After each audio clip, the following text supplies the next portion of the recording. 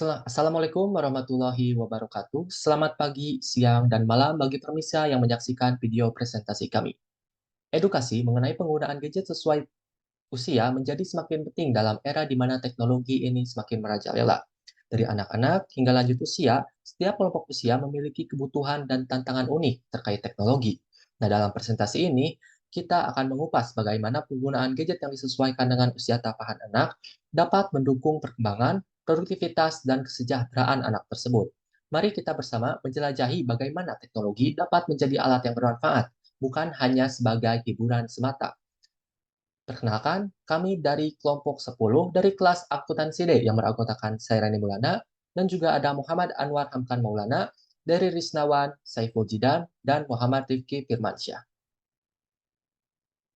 Berikut review materi yang akan kami bahas dimulai dari definisi internet, penggunaan, perkembangan penggunaan smartphone, gadget yang sesuai dengan jenjang usia anak, manfaat penggunaan teknologi berdasar jenjang usia, dampak negatif ketika kecanduan gadget, perbandingan anak yang biasa memakai gadget dan tidak biasa memakai gadget, dan yang terakhir ada kesimpulan.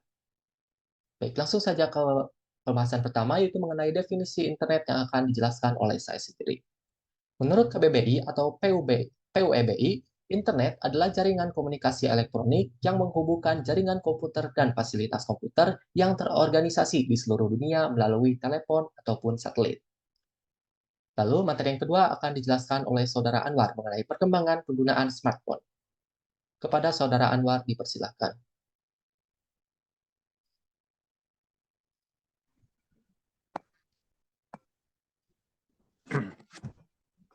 Baik, terima kasih kepada Randy Maulana yang sudah memberikan saya waktu. Langsung saja ke materinya, yaitu perkembangan penggunaan smartphone.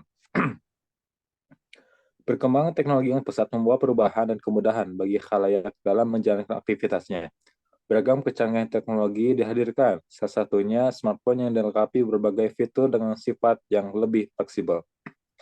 Dimulai pada tahun 2007, Android dan iOS mengeluarkan teknologi terbarunya yang hingga sekarang dikenal dan dinamai smartphone. Tahun 2012, teknologi smartphone modern sudah memulai awal yang baik, dengan jumlah pengguna hingga 1 miliar dari seluruh bagian dunia. Secara global, pertumbuhan pengguna smartphone di dunia yang dilansir dari Stockups mencapai 5,3 miliar pada Juli tahun 2021. Jumlah tersebut menggambarkan lebih dari separuh total populasi penduduk bumi sekitar 7,9 miliar dengan presentasi 67%.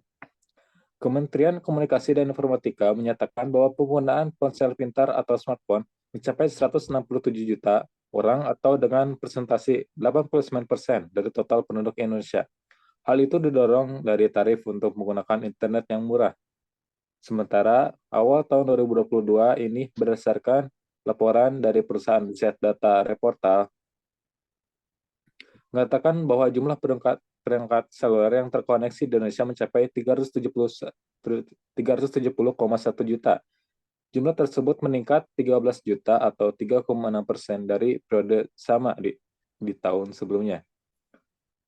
Terima kasih kepada Reni Maulana. Saya kembalikan kepada moderator. Baik, terima kasih pada Anwar. Lalu materi selanjutnya yaitu mengenai gadget yang sesuai dengan jenjang usia anak yang akan dijelaskan oleh Saudara Zidan. Saudara Zidan dipersilakan. Terima kasih moderator atas waktunya. Berikut adalah gadget yang sesuai dengan usia anak. Yang pertama, jenjang prasekolah. Jenjang prasekolah adalah waktu yang tepat untuk memperkenalkan gadget edukatif, seperti tablet dengan aplikasi pembelajaran yang sesuai dengan usia mereka. Aktivitas fisik dan permainan edukatif penting untuk mendukung proses belajar anak-anak, menciptakan kombinasi yang seimbang antara teknologi dan kegiatan fisik. Selanjutnya yaitu jenjang sekolah dasar.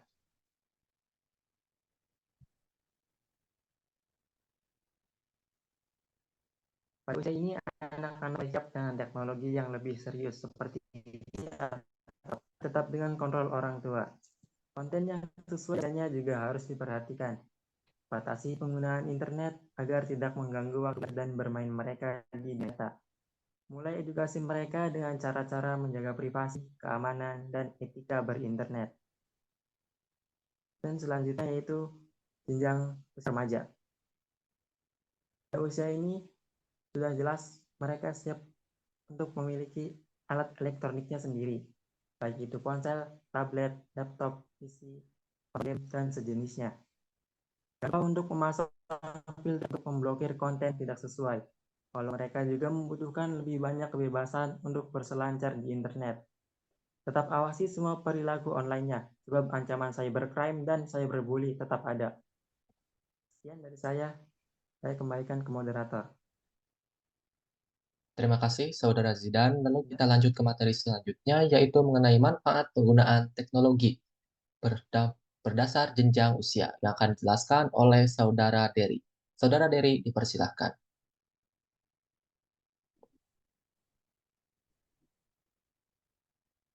Terima kasih kepada moderator yang sudah memberikan kesempatan kepada saya. Selanjutnya yaitu manfaat penggunaan teknologi seperti gadget berdasarkan jenjang usia. Yang pertama, pada jenjang anak-anak, menurut American Academy of Pediatrics mengungkapkan bahwa kehadiran gadget ternyata bisa mendukung tumbuh kembang anak. Manfaat penggunaan teknologi gadget menurut American Academy of Pediatrics pada anak-anak yang pertama adalah merangsang keterampilan motorik. Keterampilan motorik adalah kemampuan yang berkaitan dengan gerakan otot-otot tubuh seperti bibir, lidah, tangan, dan kaki. Nah, keterampilan motorik anak ini ternyata bisa dilatih lewat permainan edukasi yang tersedia dalam gadget.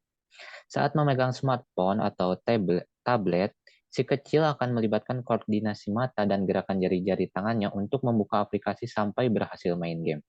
Ia akan mengikuti arahan kursor saat bermain, menekan tombol kanan atau kiri, atau menunjukkan benda-benda yang diinginkan. Hal ini membuktikan bahwa secara tidak langsung, kehadiran gawai dapat melatih kemampuan motorik anak di masa pertumbuhannya.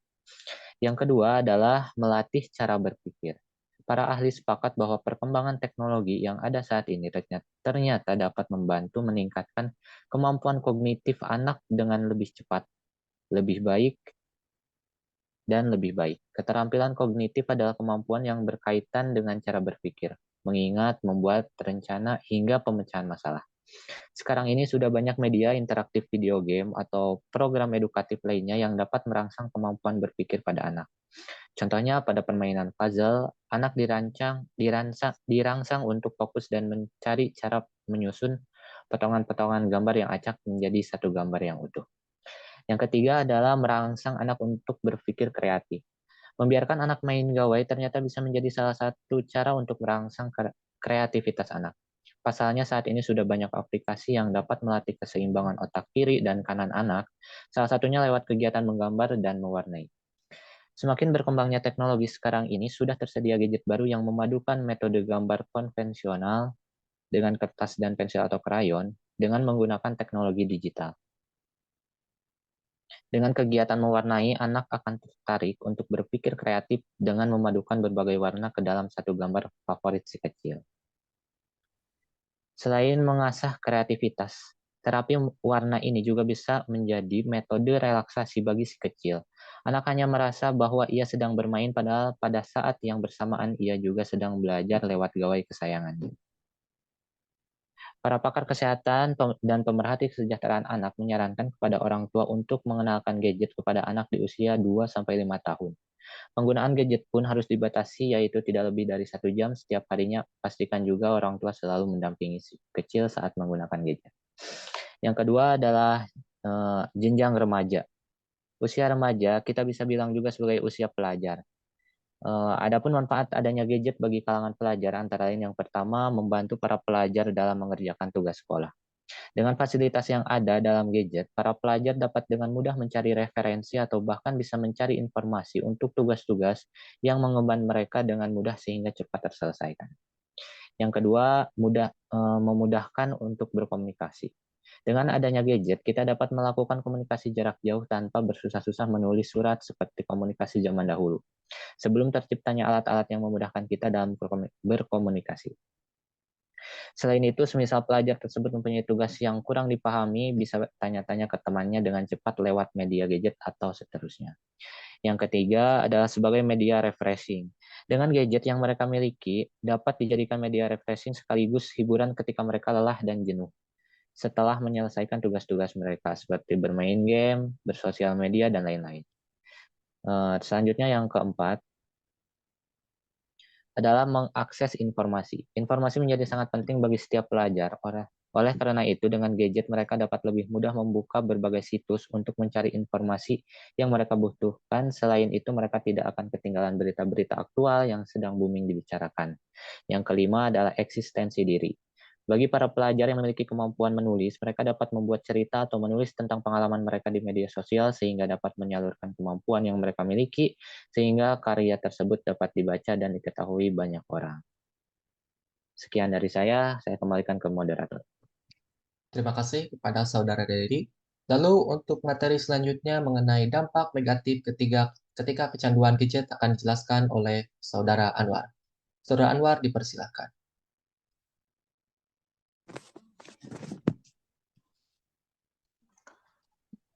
Baik, terima kasih kepada Randy kepada saya karena memberikan waktunya. Langsung saja, dampak negatif ketika kecanduan gadget.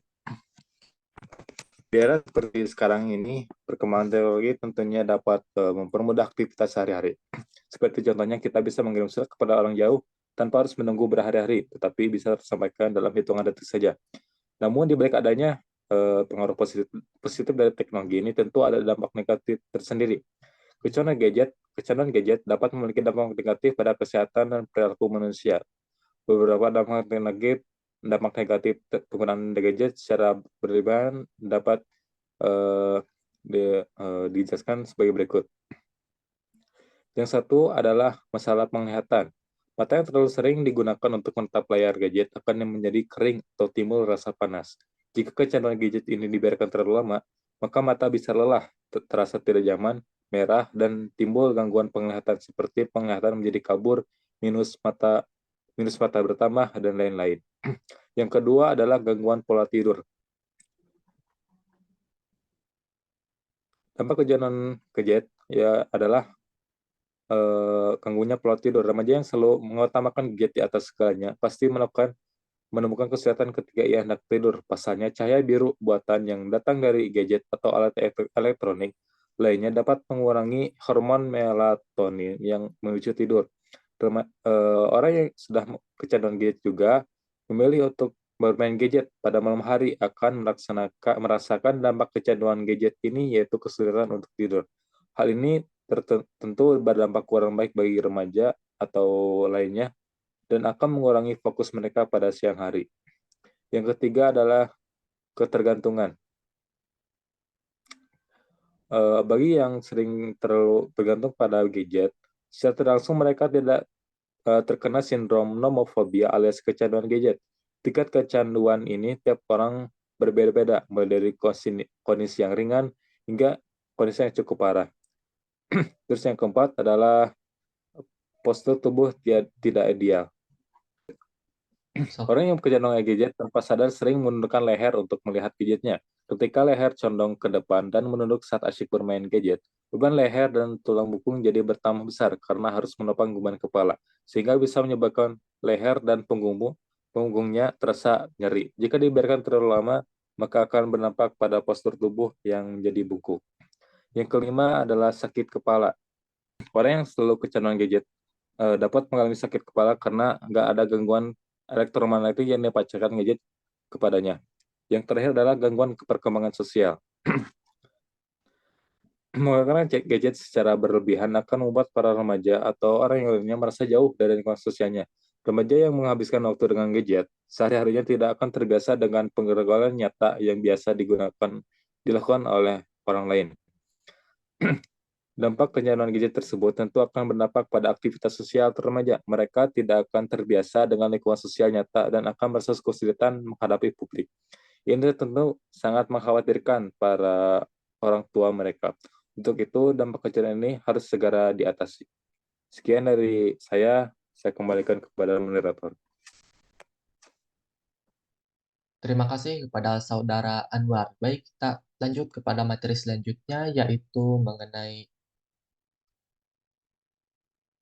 perbandingan anak yang biasa menggunakan gadget dan tidak biasa menggunakan gadget yang akan dijelaskan oleh Saudara Rifki. Saudara Rifki, dipersilahkan.